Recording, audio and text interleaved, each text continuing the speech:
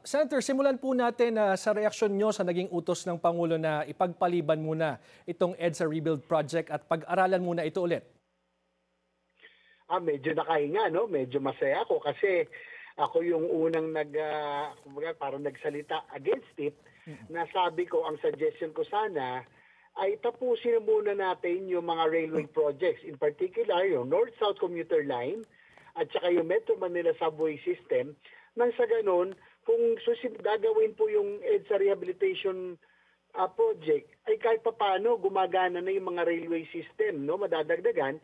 Kasi yung mga tao ay, yung movement ng mga tao ay kahit papano hindi masyado mahihirapan dahil may bagong railway system na tayo in place.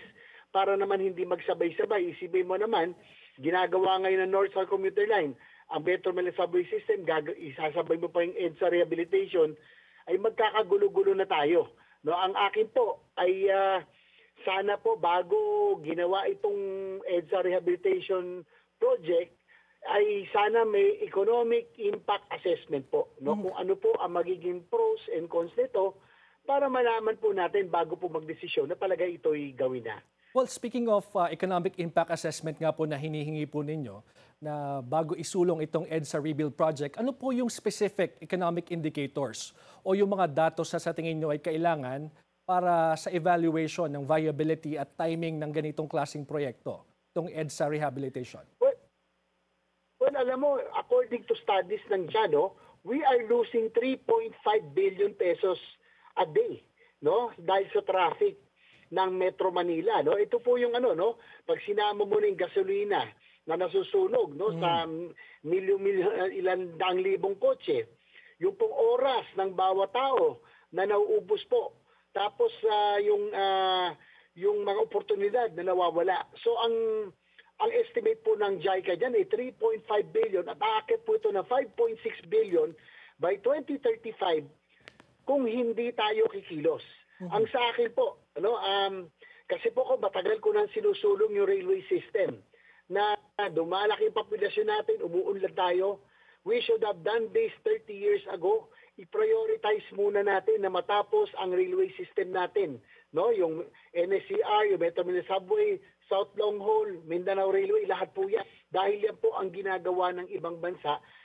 Noong 1990s, naiwan na nga po tayo, dapat tayong maghabol.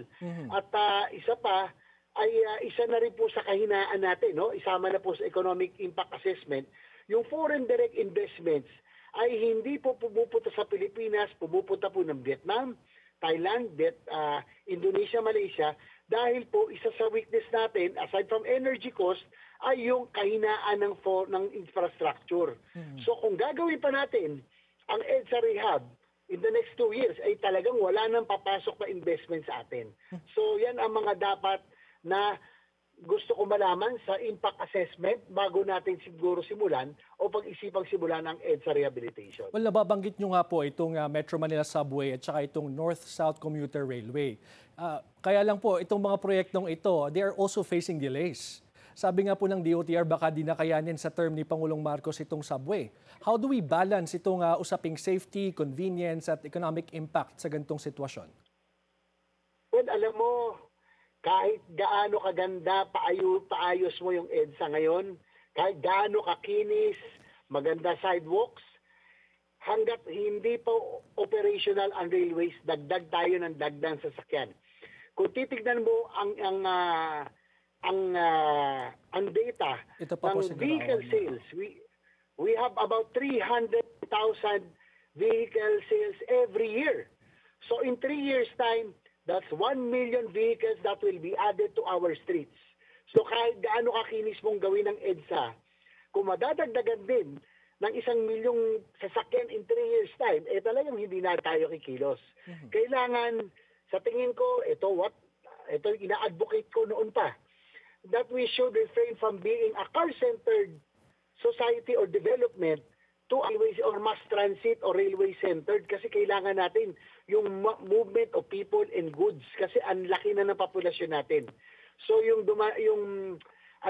padami na padami sa sakyan kahit gaano kakinis pa yung EDSA, palagay ko hindi mag-i-improve. Kaya nga gusto ko makita yung impact assessment bago po talaga simulan to. Well, Senator, dahil po dito sa emphasis ninyo on the need to improve itong railway system natin, what specific measures or may policies ba kayo na i-advocate to ensure na wala ng further delays sa ating rail projects ng pamahalaan po?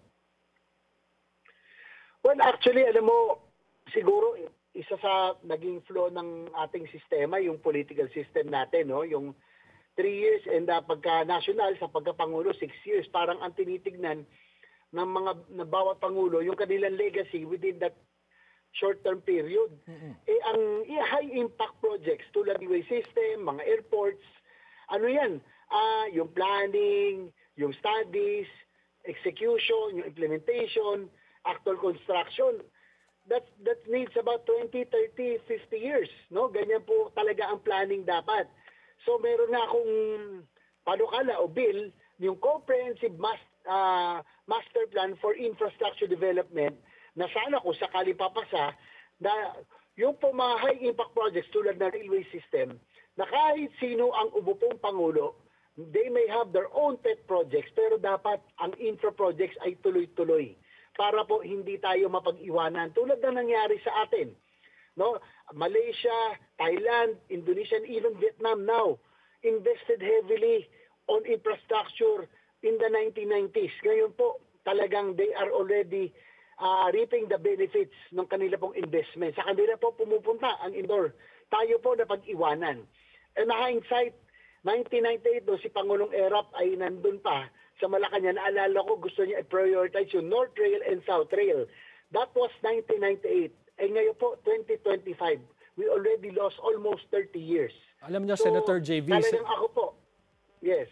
Alam mo, sana nga hindi mahaluan ng politika po itong ating mga infrastructure project gaya ng binabanggit nyo. Anyway po, sana po ay makausap namin kayo ulit sa susunod. Maraming salamat, Senator JV Ejercito. Salamat po. Wala ho politika yun. On a hindsight lang, 30 years po ang nawala sa atin.